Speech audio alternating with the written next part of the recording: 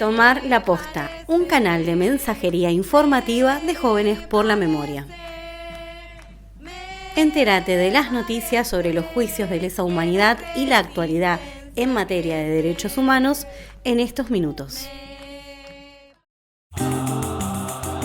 Hola a toda la oyentada. Hoy en Tomar la Posta queremos compartirles un reporte sobre los juicios por delitos de lesa humanidad que continúan en el país y otras noticias sobre derechos humanos.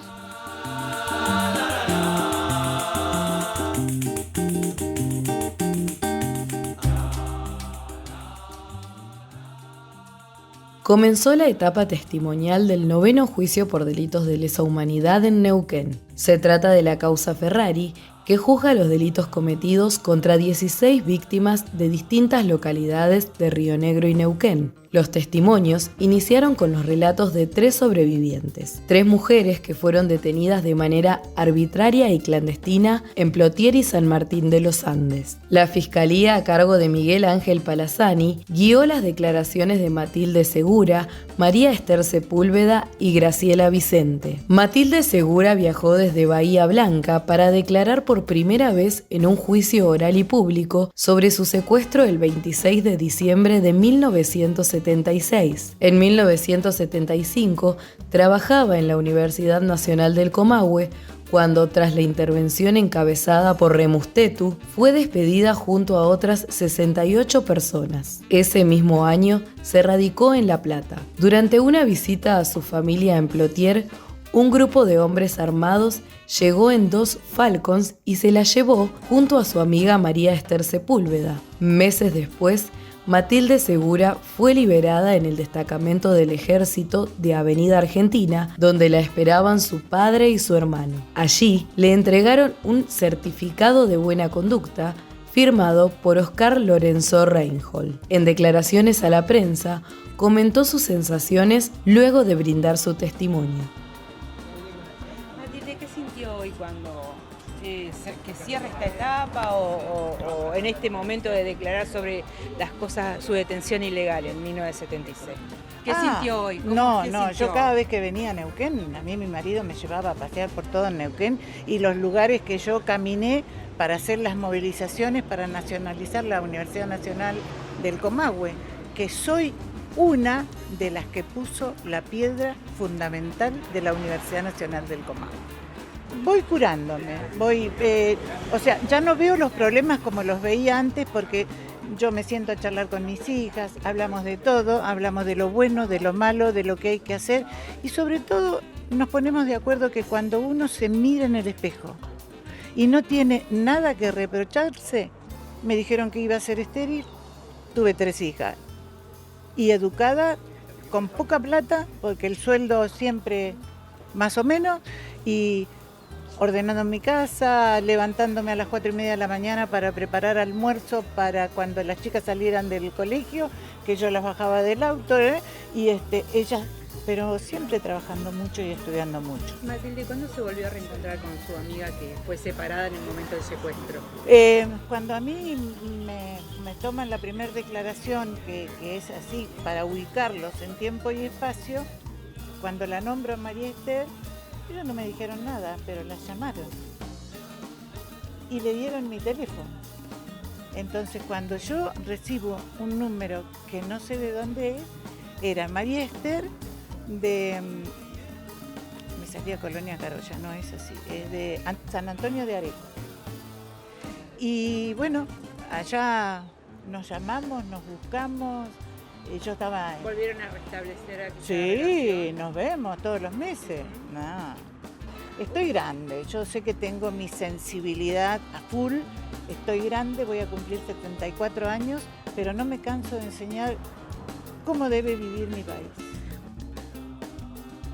En segundo lugar, declaró María Esther Sepúlveda a través de videoconferencia. Recordó el secuestro de ambas y relató que fue trasladada con los ojos vendados. En su relato, comentó que durante su detención había una chica al lado mío que la llevaban y la traían todos los días y cuando volvía lloraba. Fue liberada el 6 de enero de 1977 y regresó a la casa de la familia Segura antes de volver a La Plata. La jornada cerró con el testimonio de Graciela Vicente, psicóloga, detenida el 7 de junio de 1978 en San Martín de los Andes. Relató que al volver a su casa, encontró todo revuelto y la zona rodeada por gendarmes. Al presentarse a preguntar qué había pasado en Gendarmería de San Martín de los Andes, fue detenida sin explicación. Permaneció 7 días secuestrada, vendada y fue interrogada. Además, durante los días que duró su detención,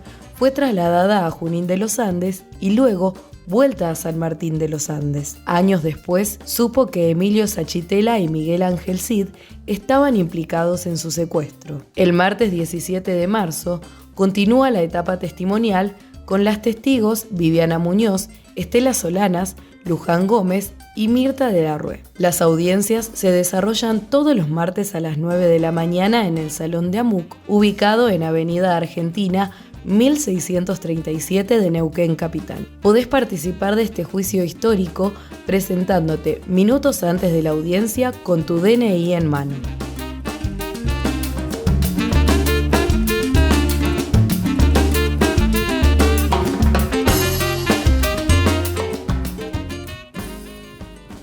Repusieron las baldosas de la memoria en Neuquén.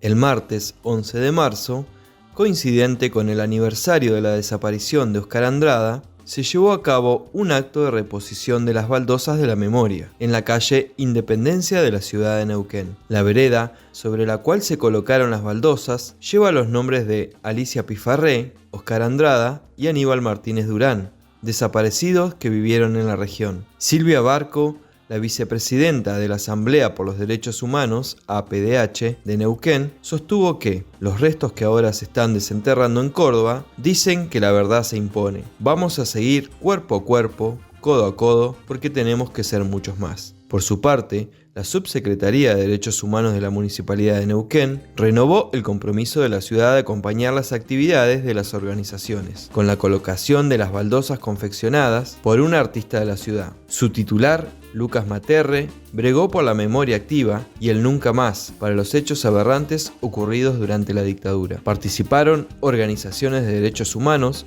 sobrevivientes, hijos e hijas de desaparecidos, nietos y hermanas de desaparecidos. A continuación, escucharemos lo que dijo Jeremías Andrada, nieto de Oscar Andrada y Alicia Luna. Hola, buen día. Yo soy Jeremías Andrada, nieto del Cabezón y la Petiza Luna. Ciertas cosas que me parecen importantes recordar en este momento. Ellos se conocieron en la Universidad del Comahue, en ese momento provincial. Estuvieron en la lucha por convertirla en una universidad nacional. En ese sentido me parece importante reivindicar el rol de la universidad como sector social y formador de conciencia, porque Oscar venía de un pueblo del interior y llega acá y se encuentra con otra realidad. Entonces es muy importante seguir defendiendo esas banderas, seguir defendiendo la educación pública, seguir defendiendo la universidad. Hagan en la ley que votó esos diputados y senadores y no le entregan el presupuesto de la universidad.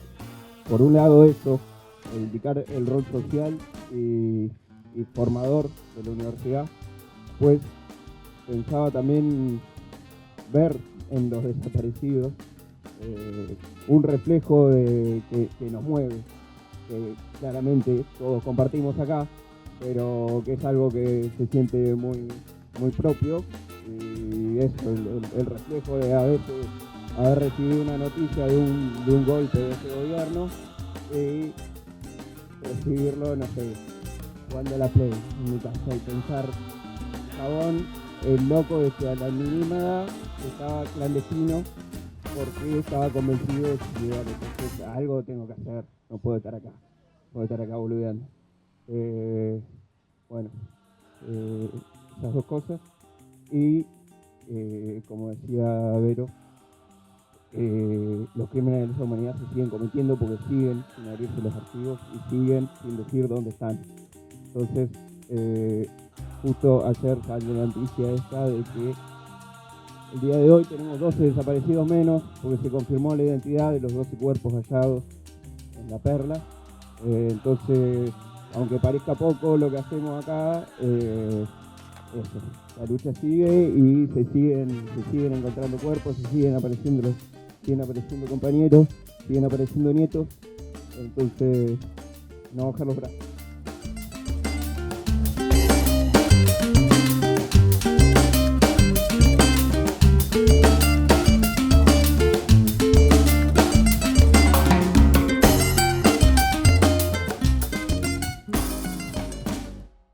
La organización Jóvenes por la Memoria presenta Retazos de Historia, un material político-pedagógico que propone un recorrido por historias de personas detenidas desaparecidas de distintas localidades de Río Negro y Neuquén.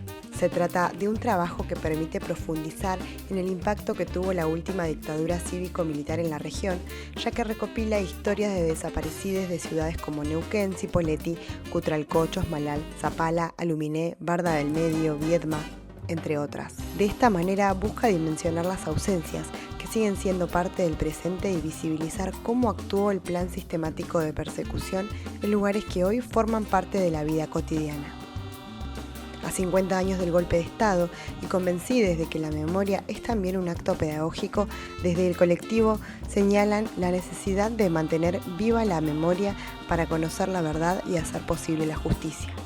El material está disponible en la plataforma de Spotify, abierto a todo público, y el enlace podrá encontrarse en el Linktree del Instagram @Jóvenes por la Memoria.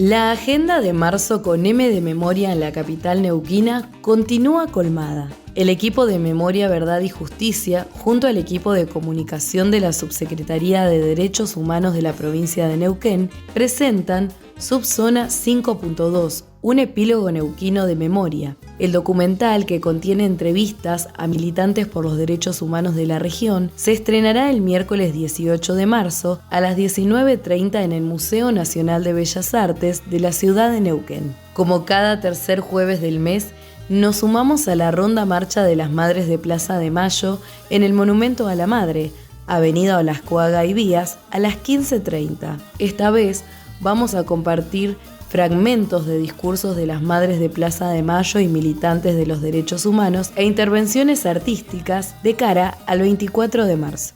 Continúa el ciclo de charlas en el Museo Neuquén y Memoria a 50 años del golpe. El jueves 19 de marzo a las 18 horas tendrá lugar la charla denominada Militancia y Trabajo de los Organismos de Derechos Humanos, ayer y hoy, en Neuquén, Argentina y la región. La Casa de las Leyes invita a Noches Eclécticas por la Memoria. Son jornadas que reúnen arte multidisciplinar, comunidad y espacio público en un encuentro abierto y gratuito. También el viernes 20, a partir de las 19, se inaugura la muestra fotográfica Arqueología de la Ausencia y estará disponible hasta el 17 de abril. La pregunta disparadora es: ¿cómo se fotografía lo que no está? Lucila Quieto, hija de un desaparecido, proyectó la imagen de su padre sobre una pared y se colocó adelante. Así nacieron las fotografías que nunca existieron, explicó. Arqueología de la Ausencia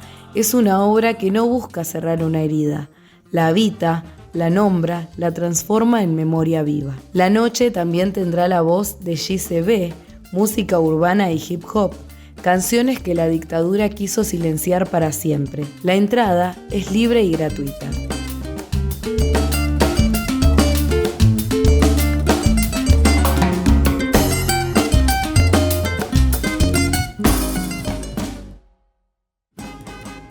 En Córdoba identificaron los restos de 12 personas en la fosa común del Centro Clandestino de Detención y Tortura La Perla.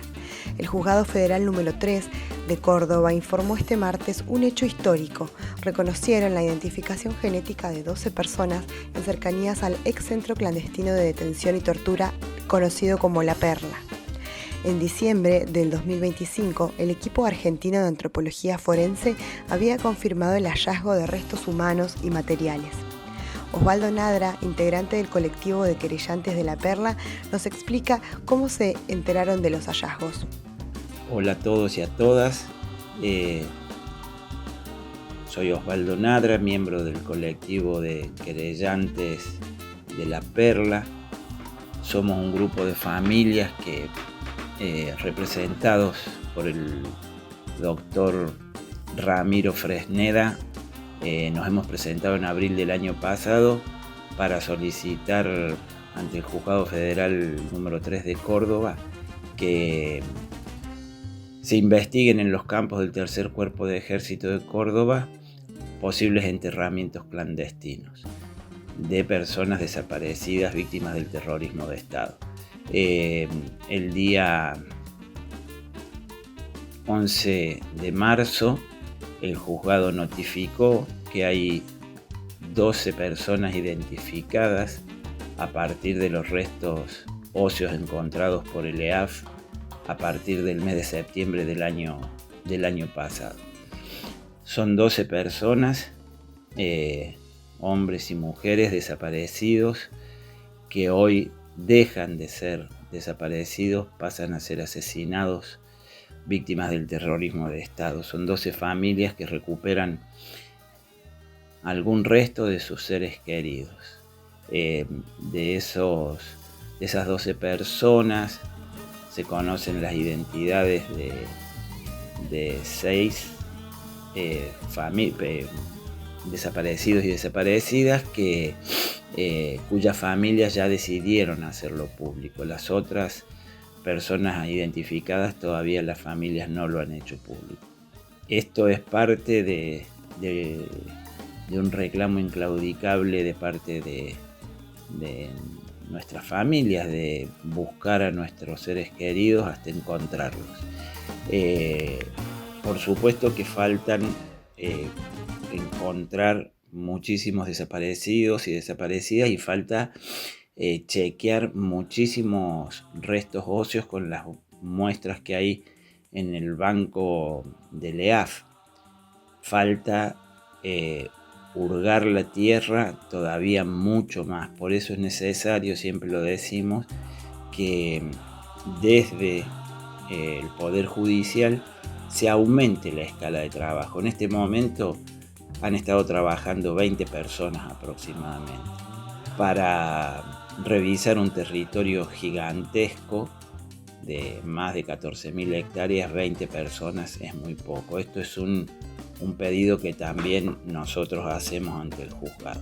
Seguramente ante cada nueva aparición iremos contactándonos con ustedes y ofreciendo información para que ustedes la puedan divulgar también. Muchísimas gracias. Entre septiembre y noviembre del 2025, el equipo argentino de antropología forense, EAF, realizó excavaciones en la zona de Loma del Torito, Reserva Natural Militar La Calera, y halló restos óseos humanos desarticulados y evidencia de antiguas fosas, algo consistente con los testimonios de quienes declararon en instancias judiciales. Ahora, a días de conmemorarse 50 años del aniversario del último golpe de Estado, el juez Miguel Hugo Vaca Narvaja confirmó que pudieron identificar a 12 personas que se encontraban desaparecidas por la dictadura cívico-militar argentina. Silvina Turner, integrante del equipo argentino de antropología forense, en diálogo con Radio 7 de Neuquén, brindó detalles de su trabajo en el predio donde funcionó el centro clandestino.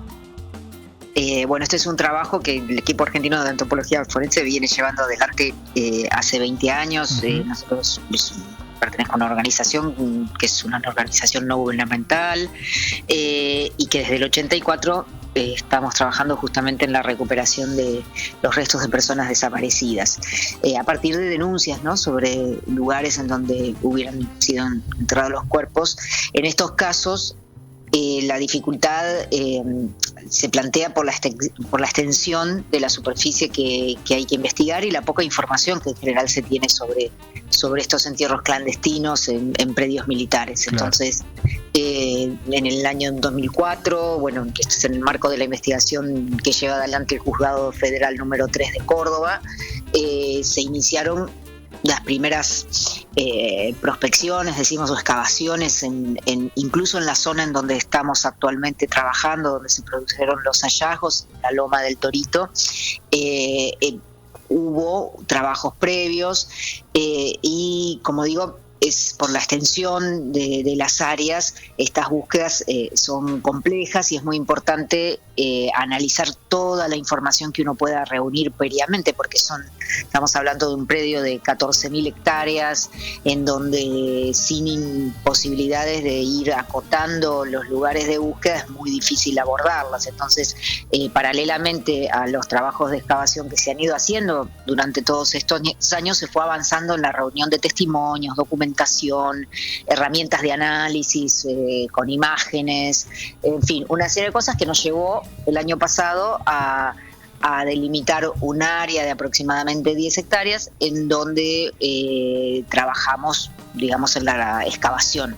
Esto fue entre septiembre y diciembre del año pasado y ya en septiembre se produjeron los primeros hallazgos de restos óseos humanos en un contexto, digamos, no de fosas con restos completos y articulados, sino de fragmentos mezclados y desarticulados de restos en un sedimento que habría sido removido posteriormente a los entierros, ¿no? Eso es lo que estamos de alguna manera, con la evidencia que íbamos reuniendo en terreno, dando cuentas de que la hipótesis sobre una posible remoción de las fosas comunes e individuales que originalmente habrían sido generadas en ese espacio fueron posteriormente, entre comillas, limpiado, ¿no? Que eso fue removido y llevado a otra parte. Lógicamente, en cualquier caso, aunque se produce esta operación, digamos, de ocultamiento de las fosas, siempre quedan elementos en el campo, en el terreno, ¿no? Entonces, al trabajar con las técnicas de la arqueología y la antropología y la geología, que es lo que hacemos, es posible recuperar esos indicios, documentarlos y, bueno, posteriormente analizarlos en el laboratorio, decimos, o sea, analizarlos antropológicamente, claro, para justamente poder describirlos, cuantificarlos y con los fines, por supuesto, que tenemos, que es la identificación, ¿no? Para dar respuesta a las familias, se pasa, digamos, a la etapa de análisis genéticos. Emoción, alegría, tristeza, alivio, fuerza para seguir son tan solo algunos de los sentimientos que experimentan quienes acaban de recibir la noticia de que el EAF logró identificar a sus seres queridos, que fueron víctimas del terrorismo de Estado. María Soledad Nobili, una de ellas, dijo en declaraciones para el Destape Web: «Ya no soy más la hija de un desaparecido». Su padre, Mario Alberto Niboli, fue el primer identificado y así recibió la noticia su hija María Soledad. Ay, no sé ni cómo decírtelo, porque lo que más circuló en estos días entre amigos, familiares, es uno no tiene palabras, no te alcanzan las palabras para esto. Pero bueno, sí te puedo contar un detalle, que es que estaba saliendo con mi esposo, estábamos saliendo de la escuela de mi niño, Emiliano, que tiene 8 años, lo habíamos ido a buscar, era todo un lío, un montón de gente, autos, y me llama el abogado, Ramiro Fresneda. Y yo estaba tan disciplinada en no esperar, digamos, porque es difícil contener esa espera. Sabíamos, como grupo de querellantes, como colectivo, que habían identificado a 12, pero en ningún momento se me pasó por la cabeza que esa llamada tenía que ver con eso. Y cuando atiendo y me dice si podía hablar, le dije por supuesto que sí, en el medio de un caos vehicular y de niñas y todo. Y cuando me lo dice, bueno, fue un llanto así explosivo, podríamos decir. Fue un abrazo con mi compañero, con mi hijo, fue el decir, encontraron al abuelo, decirle a él, encontraron sus huesos, me pregunta él y yo digo sí. Y fue, de ahí en más, estoy en el medio de un torbellino, de una conmoción total, pero si pudiera discriminar en la cantidad de sentimiento en la que estoy enredada y que estamos todos enredados, yo te diría que uno de los más importantes es el alivio. Fue lo primero que sentí.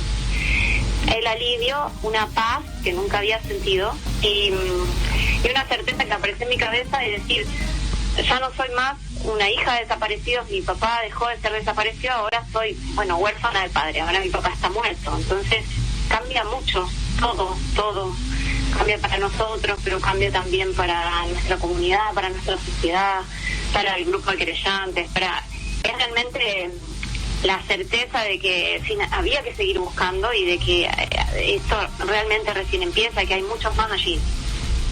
Las otras personas identificadas hasta el momento de redacción de este noticiero fueron Oscar Omar Reyes, Ramiro Sergio Bustillo, Raúl Oscar Ceballos, Eduardo Valverde y una de las mellizas, Cecilia o Adriana Carranza.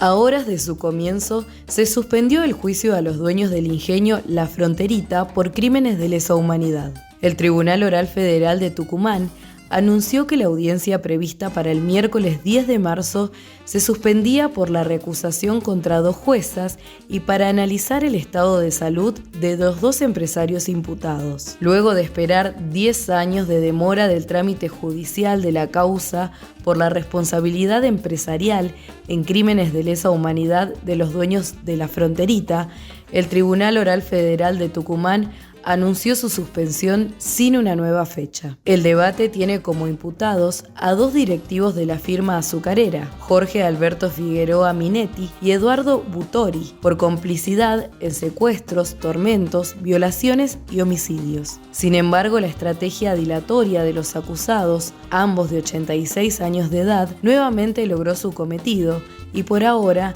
no habrá debate oral y público. Los 2 imputados, Alberto Figueroa Minetti, heredero y administrador del ingenio, fundado por los Minetti en los años 20, y Eduardo Burotti, exdirectivo de la empresa, quienes están acusados por complicidad en los delitos de lesa humanidad cometidos por las fuerzas represivas. La responsabilidad de militares y policías ya fue juzgada en otros debates realizados en Tucumán sobre el operativo Independencia. Sin embargo, esta era la primera vez que la responsabilidad empresarial llegaría a juicio. Los hechos que iban a comenzar a juzgarse ocurrieron a partir del inicio del operativo Independencia, cuando se instaló en La Fronterita la Fuerza de Tareas Rayo del Ejército, en el marco del operativo Independencia en la provincia de Tucumán. El ingenio funcionaba en las afueras de la localidad de Famailá, apenas a unos kilómetros de La Escuelita, el principal centro clandestino de la zona. En febrero de 1975, las colonias obreras que rodeaban el ingenio fueron invadidas por las fuerzas represivas. Comenzaron los secuestros y desapariciones masivas, pero también los controles vehiculares y poblacionales, los patrullajes, allanamientos y requisas a quienes vivían en la zona, trabajadores del surco y sus familias. Dentro del ingenio funcionaron al menos 3 espacios que fueron reconocidos por sobrevivientes como lugares donde estuvieron cautivos y fueron torturados. Se trata del Comando de la Laguna, Tambó y Los Conventillos. Durante la investigación se acreditó que la empresa cedió sus instalaciones para que funcionen los centros clandestinos de detención, aportó la logística para esa base militar, aportó vehículos y dio información a los militares para que llevaran adelante los secuestros y homicidios. Sin los aportes que realizaron, los delitos investigados y demostrados en autos no habrían podido cometerse en la forma que fueron perpetrados. Así sostuvieron desde la Cámara Federal de Tucumán al procesar a los imputados.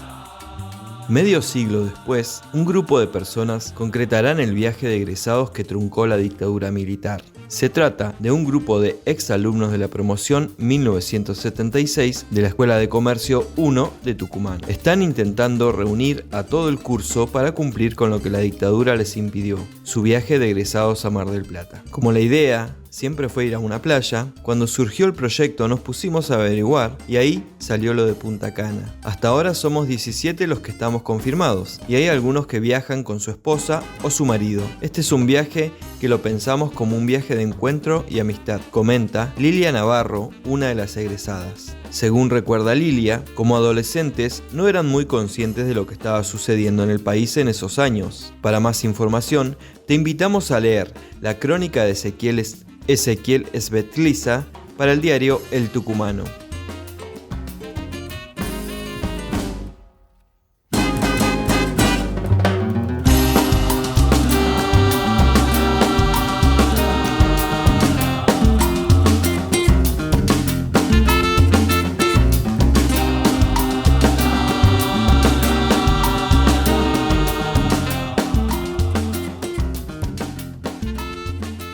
Ordenan a un genocida devolver 7.7 millones de la pensión honoraria de Malvinas. En una resolución que marca un precedente histórico en el saneamiento de las instituciones, el Instituto de Prevención Social, IPS, de la provincia de Buenos Aires, ordenó que el genocida Daniel Eduardo Robelo devuelva más de 7.7 millones percibidos indebidamente bajo el concepto de pensión honorífica para excombatientes de Malvinas.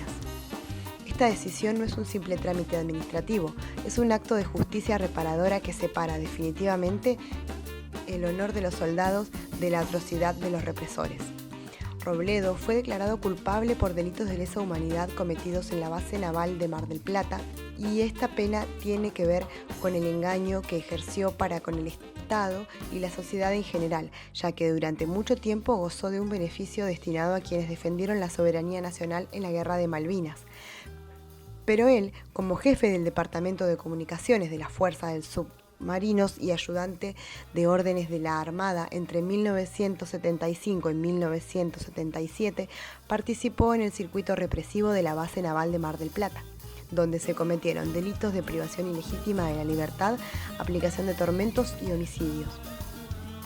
En tanto a la pena que lo intima a devolver los 7.7 millones de pesos al Estado, se tomó esta decisión ya que en la resolución 11737/2006 dicta el derecho de percibir una pensión por Malvinas sujeto a la conducta ética e ilegal del beneficiario. Al confirmarse su condena a prisión perpetua por delitos de lesa humanidad en 2018, el carácter de honor de su pensión quedó anulado retroactivamente. No se puede ser héroe y genocida al mismo tiempo y espacio. El honor no se puede otorgar a quien violó los derechos humanos más elementales de su propio pueblo, señalaron desde Agenda Malvinas.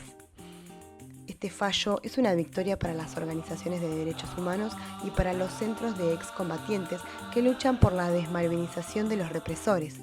Envían de este modo un mensaje contundente: el Estado no financiará la vejez de quienes secuestraron, torturaron y desaparecieron personas.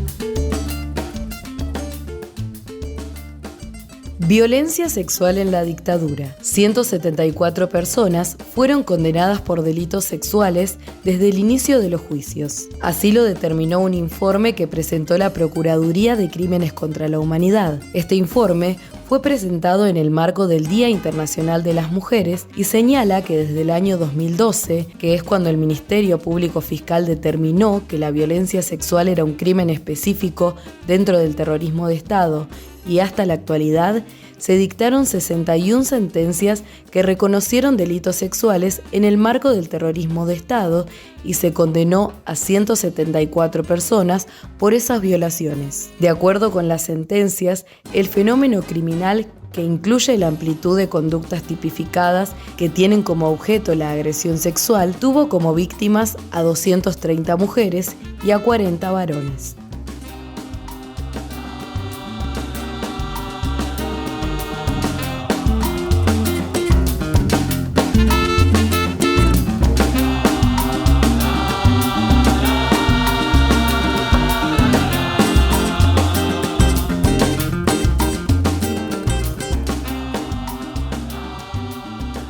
falleció Humberto Adalberti, el médico torturador de la escuelita de Bahía Blanca. Humberto Luis Fortunato Adalberti, uno de los genocidas condenado en la mega causa Zona 5 por ocupar un rol clave en las torturas que sufrieron quienes eran enviados al centro de detención clandestino, la escuelita de Bahía Blanca, durante la última dictadura militar. Falleció el pasado 4 de marzo a los 87 años. Adalberti había sido condenado el 26 de diciembre de 2025 por el Tribunal Oral Federal a 18 años de prisión por considerarlo responsable de los delitos de secuestro y tortura con múltiples agravantes en perjuicio de más de 130 víctimas. Esta fue la primera vez que el médico llegó a juicio oral por estos hechos, y junto a él fue condenado el enfermero Adalberto Osvaldo Bonini a 18 años y 6 meses de prisión por los mismos delitos, y en perjuicio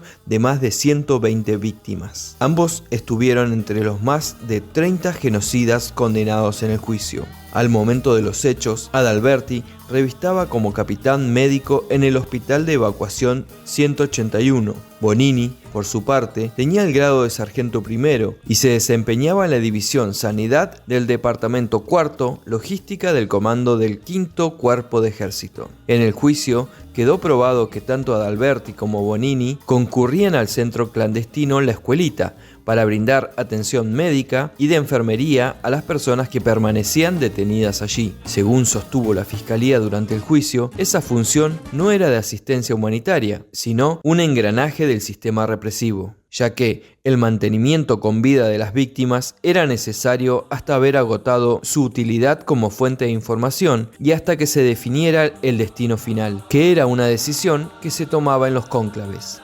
La tortura implicaba el riesgo de matar a la víctima y era el personal sanitario quien determinaba cuándo detener o cuándo continuar los tormentos. Esta función estaba sistematizada y reglamentada por escrito, según demostró la Fiscalía en el juicio.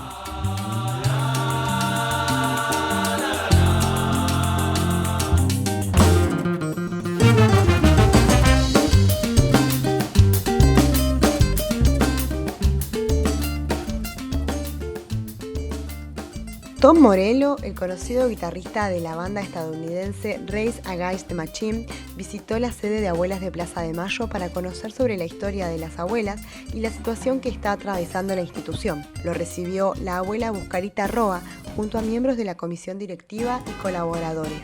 En una charla distendida, Morello contó sobre los atropellos del gobierno de Donald Trump, pero también la resistencia que se está construyendo en las comunidades. La comisión directiva contó las similitudes con el actual gobierno argentino y las preocupaciones sobre el avance del fascismo en el mundo. A Tom no le importó el cansancio de las horas de vuelo y con interés quiso conocer la historia de cada uno de los nietos y nietas restituidas sentados a la mesa, así como también la tarea que cada integrante de Abuelas realiza en la institución y sus motivaciones, contaron desde Abuelas. También compartieron en redes sociales el momento en el que Tom recibió un pañuelo y una remera de la campaña Florecerá Pañuelos, y la lució con un claro gesto de apoyo.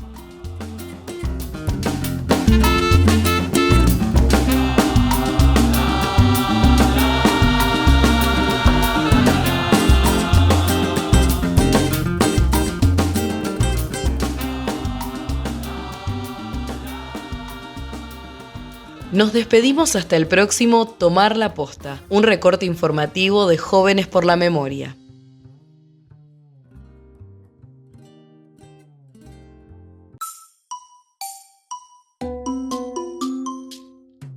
Esto fue Tomar la Posta, un canal de mensajería informativa de Jóvenes por la Memoria.